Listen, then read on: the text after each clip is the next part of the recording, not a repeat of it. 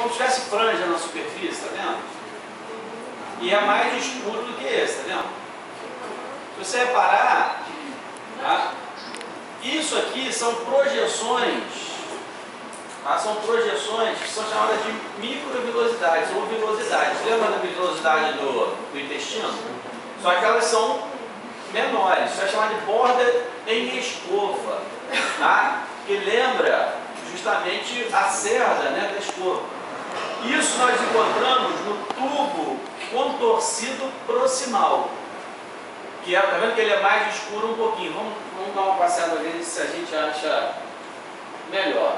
Tá vendo esse aqui, ó? A coloração aqui, tá vendo?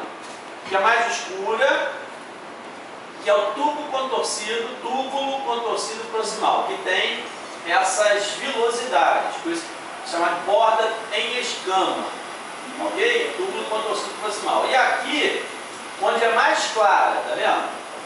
As células estão coloradas mais claras e não tem essas projeções, tá? Não tem, aí é o túbulo contorcido distal. Então a gente vê túbulo contorcido proximal, túbulo contorcido proximal distal. Isso aonde? No córtex, né? No córtex. O epitélio aí é o quê? Cúbico simples. Tá? Vamos dar uma procuradinha aí agora numa cápsula, no glomero.